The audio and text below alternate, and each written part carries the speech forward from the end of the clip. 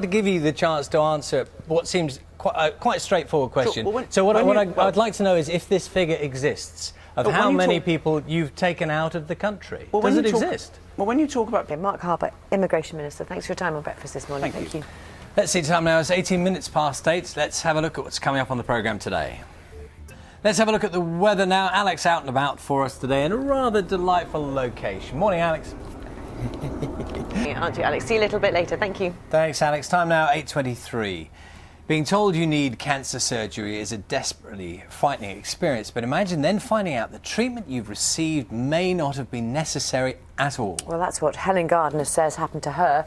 She's one of 90 patients who are taking legal action against breast cancer surgeon Ian Patterson. He's been accused of carrying out botched or inappropriate operations at hospitals in the West Midlands and has been suspended by the General Medical Council. Yes, we can speak to Helen now, joining us with the solicitor. Coming up to 8:30, time now to get the news, travel and weather where you are.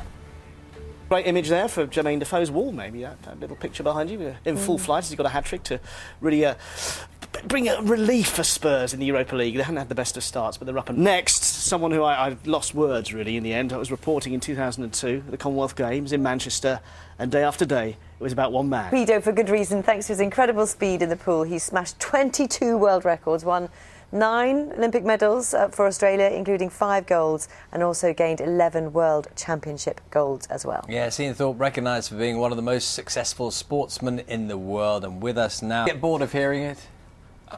I always get surprised here. Wow, it's a lot when you write about it that way, yeah. Ended up started to start swimming. And when did people realise around you that you were going to be an exceptional swimmer? And yours is very much that kind of story as well. It's a story of depression and real low moments. Yeah, there are. Part of the problem is the fact that you're doing your growing up as a world-famous superstar in a goldfish bowl. I mean, we're going to see pictures, I think, here of you winning gold so early on in Sydney, the 400 metres freestyle. The things that are so extraordinary position you find yourself. For example, you're talking about depression where possibly you wouldn't, that's not a natural thing for anyone to want to share with any of us, but you're doing that.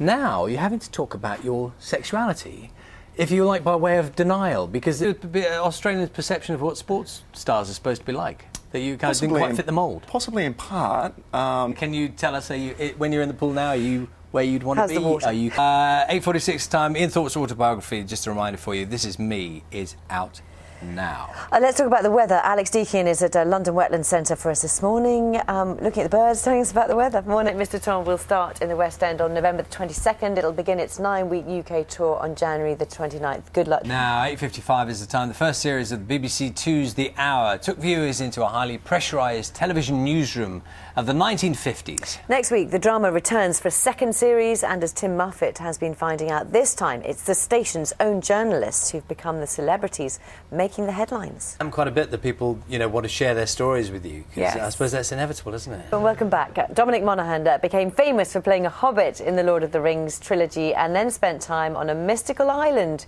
in the TV drama series Lost. His interest in all things weird and wonderful continues with his new project. He's starring in a new documentary which sees him travel around the globe to find, handle, run away from, be scared of, or maybe not. What? That thing at the end of every episode saying, don't do this at home. Yeah, it is in a way, but then if people who know me know that it's not, I'm obsessed with the natural world. I always have been. See Dominic's Wild Things tonight on Channel 5 at 8 p.m. That's pretty much it for this morning. As promised, we're going to be hearing Jen Bostic now perform Jealous of the Angels. From us, though, bye-bye.